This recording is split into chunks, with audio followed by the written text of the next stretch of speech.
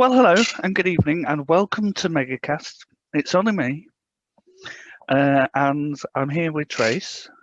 And every week we're going to do a little show for you, and it'll not always be about spiritualism. Sometimes it'll be about other things as well. But tonight, as it happens, it's regarding spirituality. So I'm commonly known as the Barnsley Spirit Guide, and I've been a practicing medium for over 20 years. So I guess it's over to me then, is it, Jacob? It is, yes, Tracy. Right, I am known as psychic medium and life coach Tracy Ann, and I've been practicing since 2004. I joined the SNU, Jake, in 2004, and that's where I started my journey. Oh wow! So it's been quite a while then. I first went into church in 1996, so a long time ago. I was only a wee nipper, but that was my first time in church. So, what did you think of it? What did you make of it all? well, I thought it was. And there goes another tale, because I was there because I needed to be there at the time. So it's Funny how fate. Well, I was suicidal, Trace, so I needed to get some guidance, and I went in there on a cold, dark, wet Saturday evening, just thinking, "Oh my God, if I don't go in here, I'm going to die."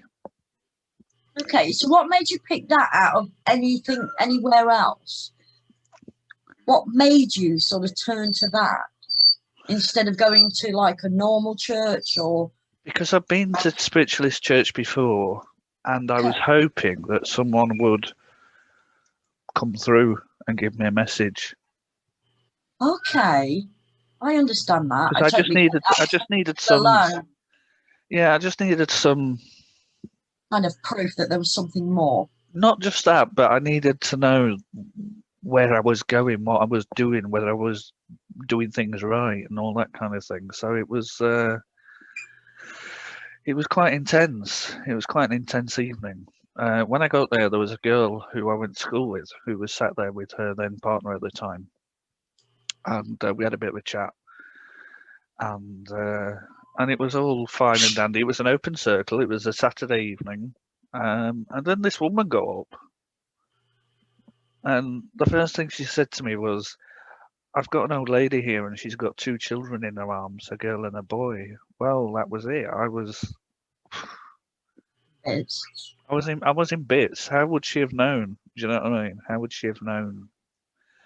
And she went on to tell me blah, blah, blah, blah. And then in the end, she said, "I'm going to take you in the back because this needs more one-on-one personal stuff rather than it being in an open circle."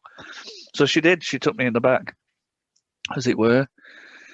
We had a good old conversation about who the lady was, who the babies were, and all that kind of thing. And at the end of the reading, she said, "I've got a friend and he's going to help you.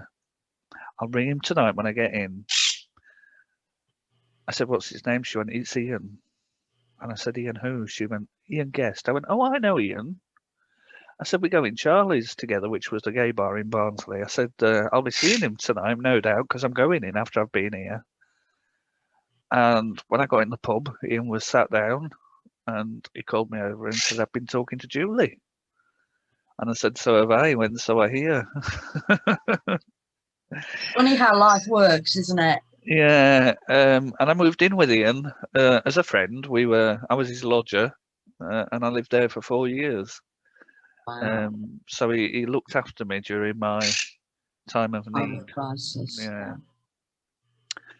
So it's quite an emotional story. Evening. Yeah. Yeah, and thank you for sharing that, because that's really personal. My journey too started looking for help.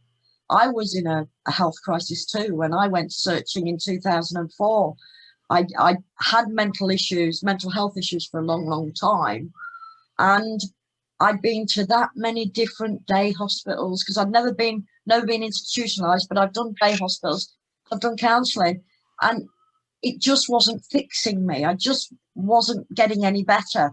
And then you start to look outside the box, don't you? You start your journey in other ways. So I went down alternative routes, and I too was really lonely and in a very, very dark place. And I wanted to connect with something more. I guess I was kind of searching for my own mortality as well, understanding my own mortality. And I wanted to know there was something more to this life. There was something more to because the world can sometimes be very vindictive and cruel and lonely. And I wanted to see that there was still good out there somewhere.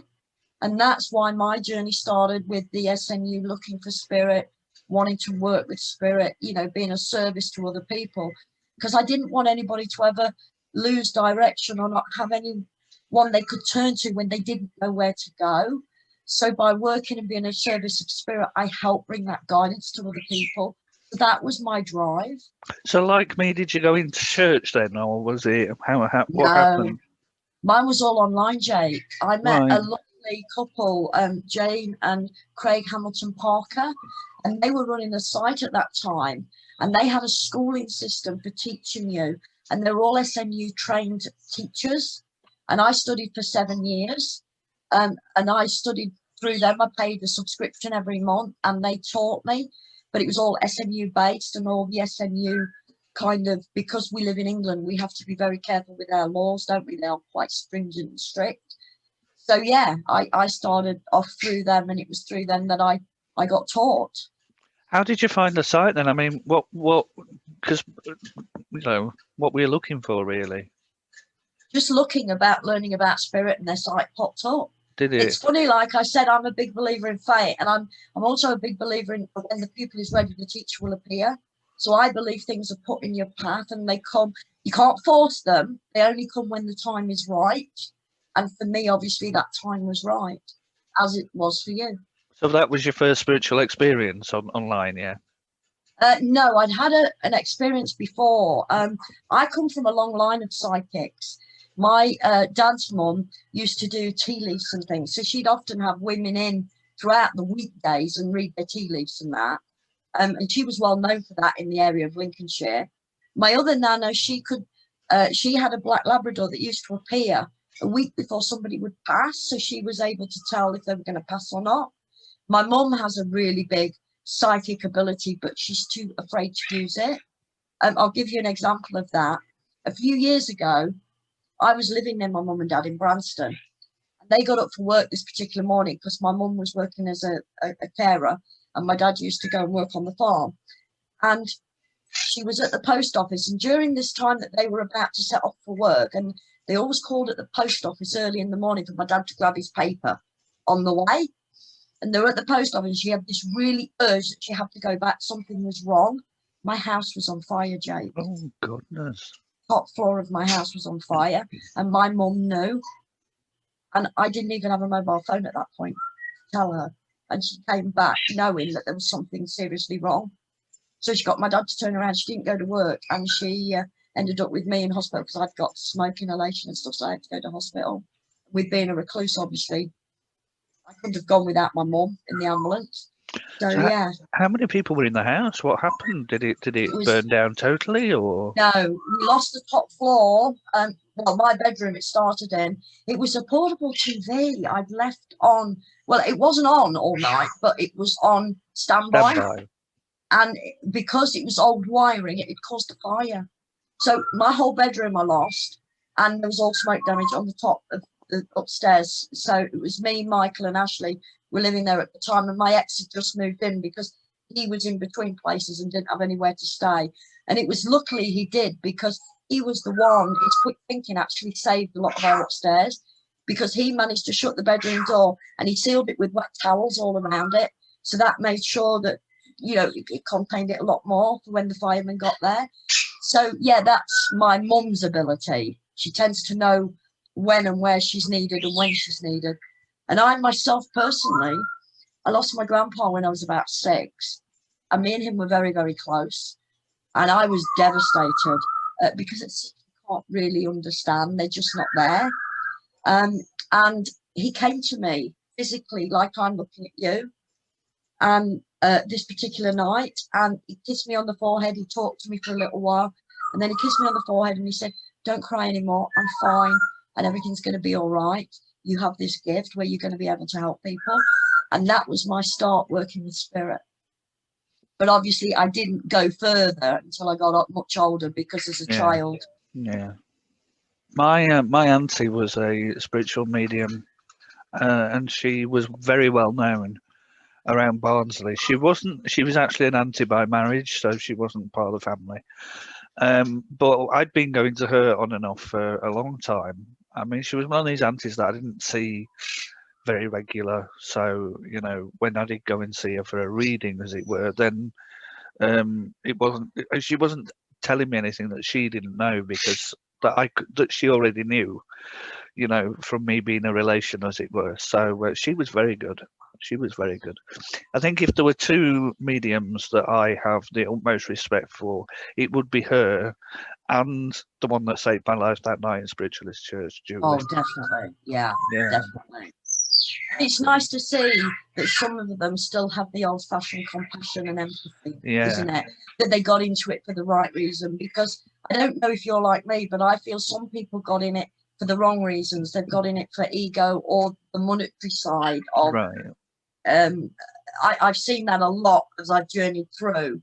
Because I don't know, when I kind of first joined the spiritual side kind of movement, I thought they were going to be these people of compassion and you know, very humbling and humble people. And I found with a lot of them, it's the showmanship and the ego and the money side has drawn more and more people into it that maybe aren't doing it for the right reasons.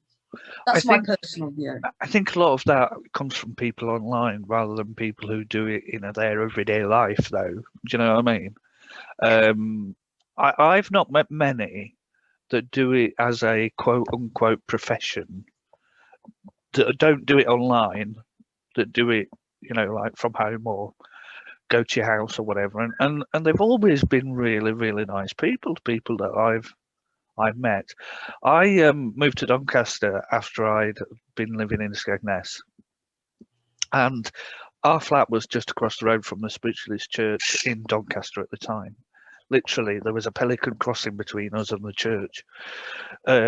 So I found myself in church, and the people in that church. You see, I had an experience with my local church, and hadn't had that great an experience with, like you say, with the ego kind of thing, and people, you know, looking down the nose at the newbies and all that kind of thing. Yeah. So I found it a real struggle in my own local church, but when I went to Doncaster, they were just amazing. It was like think, yeah, it probably depends on the area and how. I think it's to do with the people that are connected with it as well. Yeah. So maybe in Doncaster they were more kind of run by somebody that was more humble and. Yeah. Because I've also, as you know, I stepped back because there was bullying involved for me, badly. So I've had you've had the loving experience side of it. I've had the more aggressive, and because it can be quite a bitchy. But your bullying was online, wasn't it? Do you want to talk about that? You don't have to. It's up to you. Yeah, I can do, because it's about time really I put it to bed. Yes, it was online. At the time, maybe I was out of order as well, because I just started to learn, and I was because I was learning around these people that were kind of ego driven and doing it maybe for the wrong reasons. I was maybe doing it for you know, I jumped onto their bandwagon. And I'd also met Jackie Stallone at the time, Sylvester Stallone's mom. So I was kind of in this all kind of gone from nothing, from being a recluse to like being kind of popular, and it kind of went to my head a little bit. And then I met these other women on there, and it just went really bad really fast. I mean, I was getting death threats and bullying, but looking back, it was probably jealousy. But what it did was it made me an introvert, and I really regret standing down. I should have gone through it and seen it through the other end and just kept being me, rather than letting them bully me out of it. And it's took me all these years to come back, because I had to do a lot of healing from that. But yeah, it was three particular women online, three particular women at the time I tried to set up businesses with. so it was to do down the business route, and I'm a kind of person that's very genuine, and I won't change my views, Jake. So if I passionately believe in something, I'm not going to take on somebody else's view. And with one of them in particular, she was quite aggressive and she didn't speak to people very nicely. So for me, it wasn't gelling. So I had to step back from her. And it was when I stepped back from her that all this unfolded, all this bullying and attacking. But she was, like I said, it wasn't somebody I cared to work with because it was going to take my integrity. And I'm quite a humble person. I like to work quietly in the background, and I always like to help other people. I would never attack someone or shout them down, or I don't believe in putting people in boxes. That's one of the reasons why I left the SNU. I learnt what I needed from them, but I left them because they're very cement, and I'm a big believer in free will, and you take what you need and you move with that. We're all unique and we all have our own path to follow. And the SNU kind of likes to pigeonhole you. And I don't like that. I like people to be free. And I think it's just that the way that the SNU is, and I think possibly old as things, school, isn't it? They need to very old school. modernise. Yeah, They're a bit like the royalty if they don't keep up with the times. this is what I liked about Doncaster, because they weren't old school at all. Well, they were. Some of them were mature men and women. Do you know what I mean? And I'd obviously been doing it a long time, but they made you feel like it was one big family, and it was like welcome into my home, and everybody mucked in Fabulous. and did their bit. See, And that's what I expected you know what I spiritualism mean? to be. That is what I was looking for when I got into it. It's funny how we've both had totally different experiences, isn't it? It's Yeah. very bizarre. So, if you could talk to one person, famous or otherwise, in spirit, who would it be? If I could speak to one person, it would be my grandpa. Would it? My grandpa.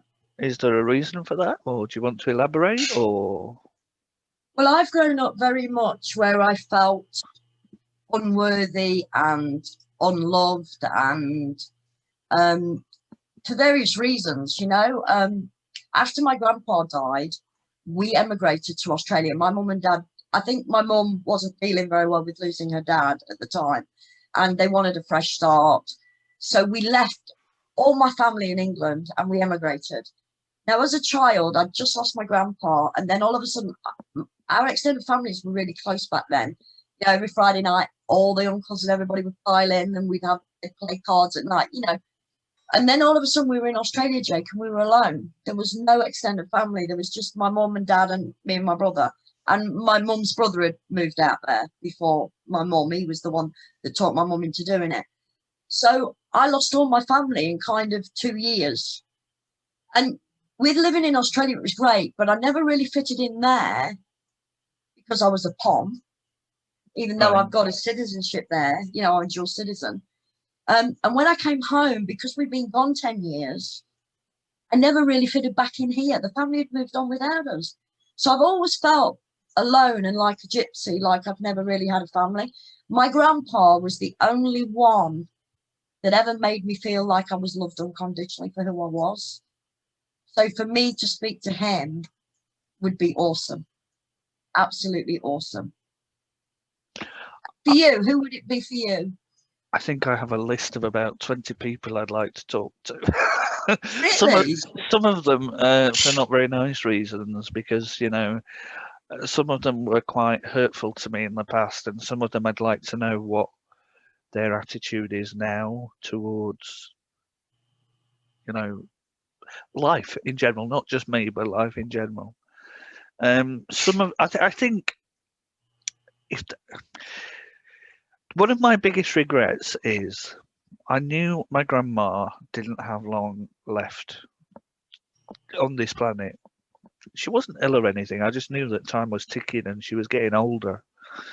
And I've always been a bit into this kind of, doing shows and doing recordings and all that kind of thing. So what I really, really wanted to do was take a tape recorder or or something, like a dictaphone or something down to her, so that we could get all her stories on, in voice. Would have been fabulous. Oh, I know. I so regret not doing it, Trace, because it's one of the things that I just think would have been amazing. I mean, she had some amazing stories to tell. She grew up in the war. She worked in a munitions factory. She lived in Kent. She moved to Ireland. She met my granddad. And so if I could sit down, I'd want to record her though. I'd want to record it and have one more conversation with one person. It would be her, because I so regret not. You always think it's one of those things. You think, right, I'll do it next week, or I'll do it in a month, or I'll I've do got it. time. Yeah, and you never have you? You never. Time's the most precious gift you can give anyone, because you never get it back, and it goes really quick. We don't realise. It does. So that's one of my biggest regrets. It really is. Do you believe in reincarnation, Jake? I know you used to watch documentaries on children and that say they've been reborn, didn't you? I did, yeah. I believe that it is a possibility. I believe that there are others who have lived other lives. I'm not really bigly into some of the other theories, like, when you come back, you're always with the same people and you start a new journey, and it's always with the same group of people, kind of I've thing. never heard that. People say all kinds of things, don't they? And I believe that every time you do come back, if you do come back, that your journeys are totally different, because each reason you come back is to learn new things and new lessons. It's like school, isn't it? Yeah. This is like the school game, and then we evolve and go home. I'm not saying there isn't an element of, bumping into people that sometimes you think, oh, I know them from somewhere. Or you go to a place and it's like deja vu. Yeah, and you think, I've been here before, or I've done this before, or do you know what I mean? So I believe there is an element of a mixture of things. I don't remember any of my past life experiences. It's not something that I've ever done or thought about doing, to look at past life regression or anything like that. What about you? I kind of do believe in it. I believe in Bonavistas. See, I believe when we're born, I believe we come here to learn lessons like you, and then we evolve and go home. But I believe it's a choice if we decide to come back each time. We sign a contract, come back. But as we're coming back, when we're born through a veil of forgetfulness. So we forget what we knew when we come back.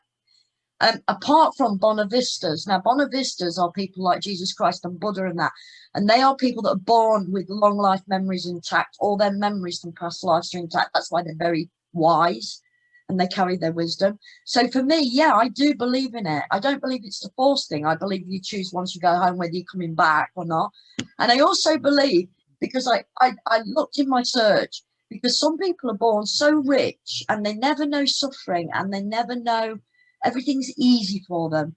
And they all, exactly, they're the new souls. As you've been born more and more and your lessons are getting harder, your life obviously is a lot harder, or you're learning a compassion or something you need. So obviously then you're traveling those paths like mental health, alcoholism, whatever. So I really do believe in it. They talk about things like the contracts and things, and people have talked to me about the contract before, and they say that even down to like the person that serves you in the supermarket is part of this contract. So I don't know whether it quite goes that far. I'll meet you on this day at this time at the checkout in the supermarket. I don't know. I find that a bit haven't heard that. I've heard that we pick our parents. We pick obviously the lessons or lesson we've chosen for this lifetime. And I do believe we know, or it's contracted when we die and what we die of.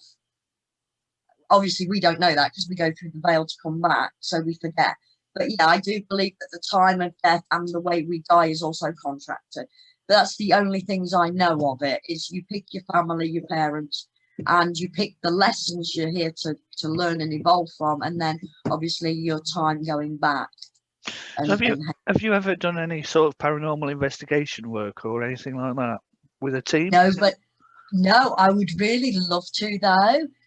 Simon, our friend, because we both know Simon Mundy, Yeah. he's a paranormal investigator. And you know, the thing that stopped me, Jake, was it's having the finance to bring the materials in you need to do it. Because for the proof and that you need for doing it is all the you know, the sound things and the video cameras and, you know, the really high end gear. You would need to prove that there was something going on without a reasonable doubt. We must get him. We must get him on here to talk about it, mustn't we? We really must get him on here to talk about. Have a guest night. Yeah, Definitely. that would be good. That would be good. Definitely. So, also as part of that question, what do you think things like Most Haunted and those types of shows? Do you think they show it for what it really is? Do you think there's an element of let's fake this? Oh, definitely. Do you think so? Yeah, showman. I mean, Derek Akora got in a lot of trouble when he started with Most Haunted. Right. Because it made him look bad. I mean, it did towards the end, because you could see he was faking it. And it did cost him a lot. You know, it took him a long time to get his career back on path from doing that. And Yvette Fielding, oh my God, that lady. She screamed all the time. It used to drive me mad. I couldn't watch it because she drove me nuts. I don't understand why you do a program if you're going to scream all the way through it. Well, yeah, and I think they were just taking the myth out of people that were being genuine. So it was giving the actual the paranormal investigators a really bad name towards the end. It was showmanship, and it was done for ratings. It was done for the wrong reasons, Jake.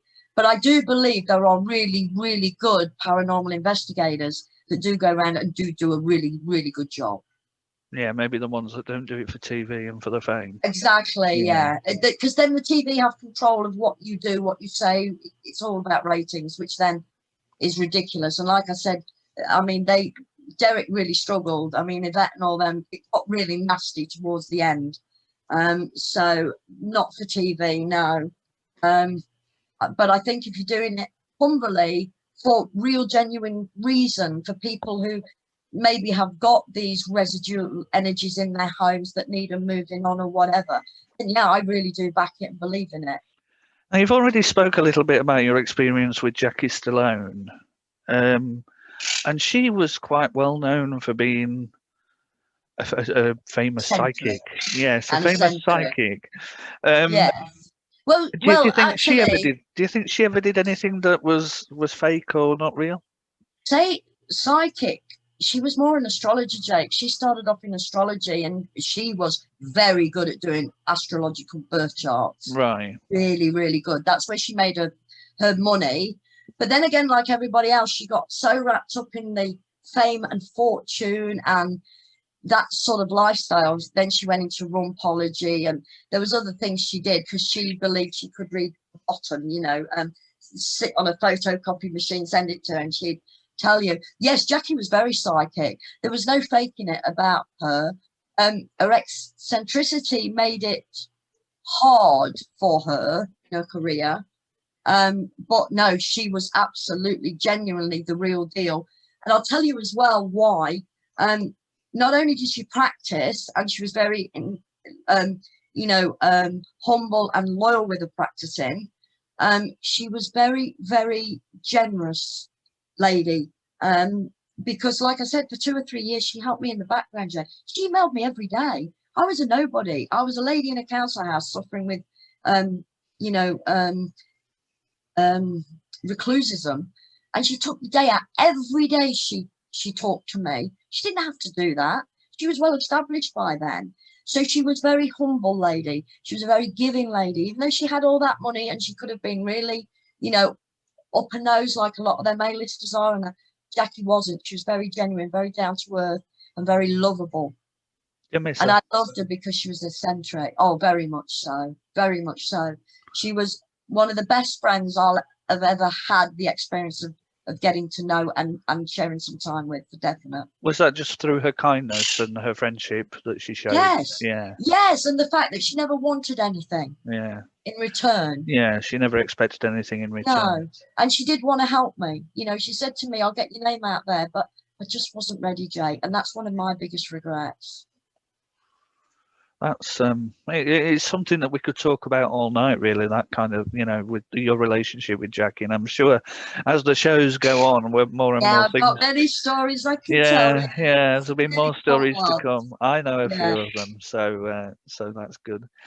You've already talked about your family, and you know they were a line of mediums. Excuse my parrot. It's okay. I have to with my own. But what about your friends and like your immediate family? What do they think about your religious views, or you know your My mum and dad, well, my dad's parents were chaplaincy. They were very religious Oh, people. right, okay. Yeah, very religious. I mean, they run the chapel in Metheringham for a long, long time. And they were very, very religious. My dad and my granddad fell out quite a bit over the years over religion, because my granddad didn't believe in drinking. It was the devil's work, you know, and there was a lot of things. My granddad was absolutely really stern religious. Right. So no, they wouldn't have kind of got it. My nana would, because she practiced behind my granddad's back, kind of thing, doing the tea leaves and that. But no, and my parents definitely not. My parents, they really, well, up to sort of a few years ago, they're quite church going, and you know, for Church of England, Yeah. and you know, Catholic. I mean, you know, the kind of faith. And Right. like my cousins in Australia, they're all Catholics, and so no, it's kind of frowned upon. I'm the dirty little secret. You kind of keep it quiet.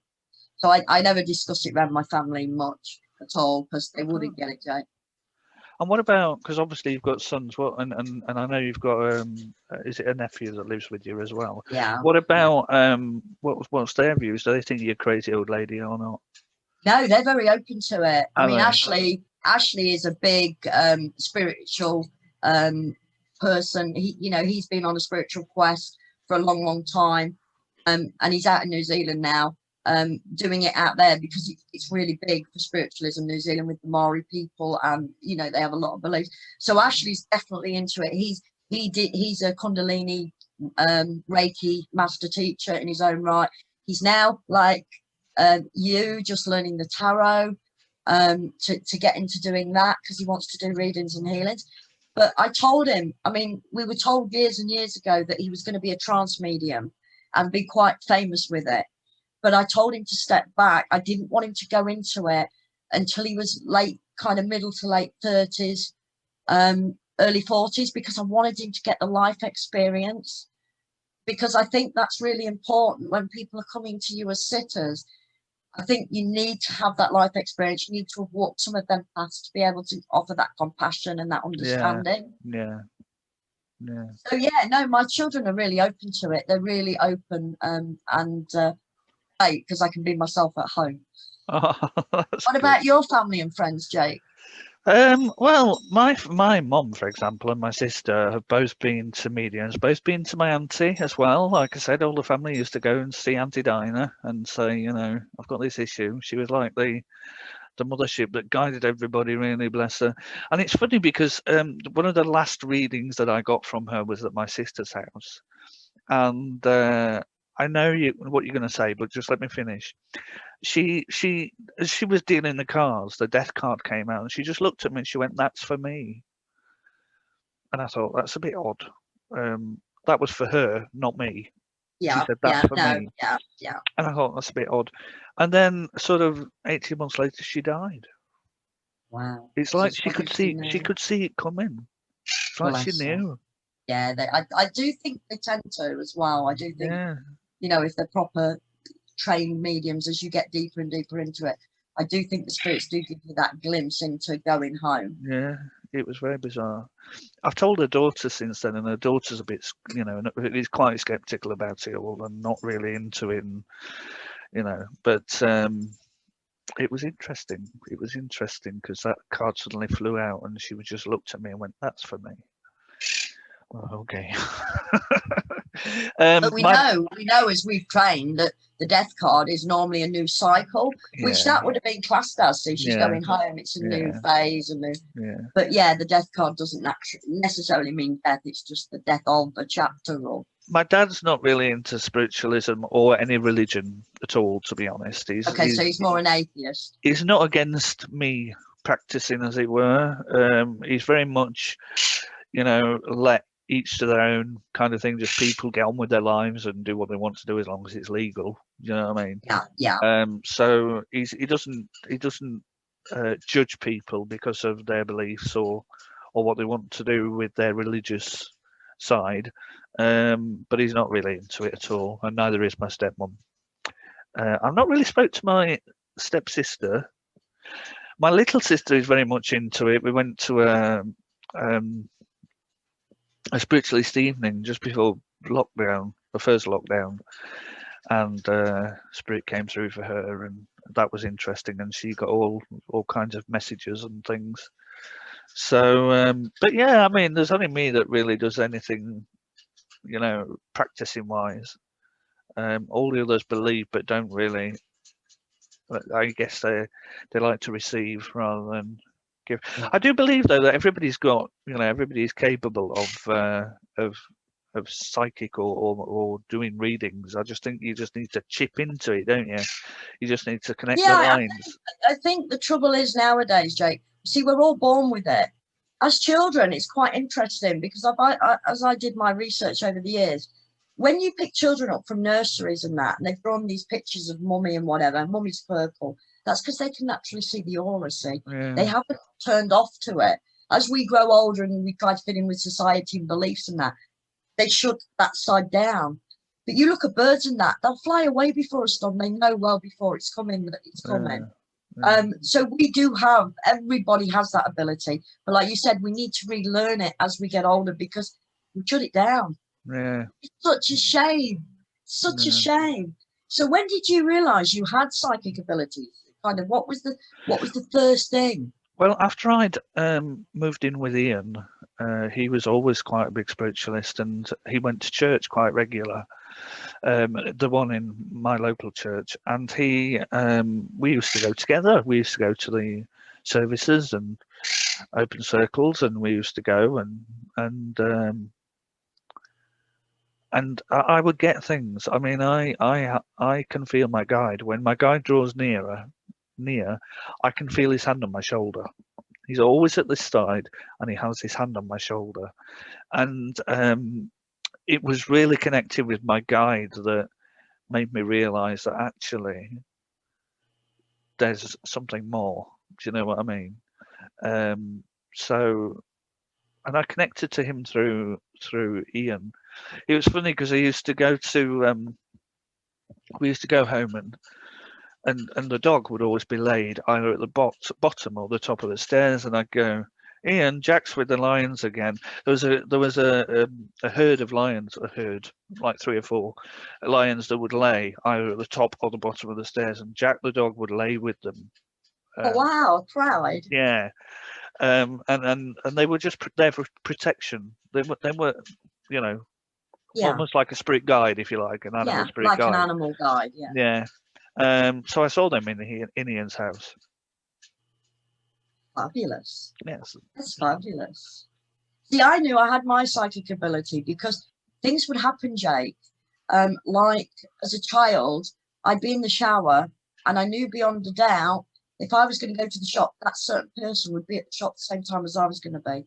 So I used to take things knowing that that person would be there. Or I could expect a phone call 2 or 3 days before it happened and I knew it was going to happen. So I've always had this ability. But it got a lot stronger as time went on. And a few years ago, I was having my shower and I was going to my grandpa's opening. I go every year when his book's open at the crematorium. So I was having my shower getting ready. And Mark said, what are you doing with that in your handbag? Because it's something I was going to give my mum. I said, because my mum and dad's going to be there. She said, don't be ridiculous. Pulls up. Looking at the book the same time as me, my mum and dad. So yeah, I've always had that ability. I grew up with that, and I thought that was quite normal. So I was quite surprised when I found that other people Don't do Didn't that. have that. How bizarre. I just want to talk briefly because you mentioned earlier, and I was just thinking about the documentaries, that the reincarnation documentaries that I've watched. I will have to get the link to it or something and put it with this recording when we upload it online, because there was one little boy and he talks in detail about his family, who his mum was, where he lived, the places around where he lived, the village that he lived in, the house that he lived in, and what it looked like, and what it looked like on the inside, and everything. And that And these children are documentary, so small, aren't they? he You was know, only, yeah, he was only sort of 8 years old. You know what I that's mean? what And I he could, mean. So how could they make a story up like that? they So well, that's when you start believing, isn't it? they connected back with the family because they were still alive. His mum was still alive. Oh, So they connected back with his mum, and it was I just bet that so unbelievable. emotional. Yeah, I bet it was really emotional to watch. It was amazing. And I just think, it's stuff like that that make you think, hmm, you know, there's Maybe, something out there. yeah, Do, do, more than do, do, us. do, do. I think we're quite pretentious to think that it's just us. Do you know what I mean? And that would be Yeah. quite pretentious. I mean, I don't know whether I believe in like Jesus and God, but I believe that there is certainly some kind of divine entity, whatever that entity might be. Do you know I what I mean? kind of don't believe in that. I've been playing with secret law of attraction for all the years now, as you know. I say playing with it because I was really skeptical at the beginning. And in the secret, they break it down that everything is thought. You bring everything in by thought, whether it's default or, manifesting it. And when they break it down in the film The Secret, they break us down to like molecules and it's just energy. And I believe that's what everything is, even the higher self is, and God or whatever. It's energy. It's Right. to do with quantum physics more, I believe. Oh, that's an interesting view. I never really thought about that. We'll have to talk about that more, definitely. Oh, So good. on that note, it's a very good night from him. And it's a very good night from her. Good night out there, whatever you are.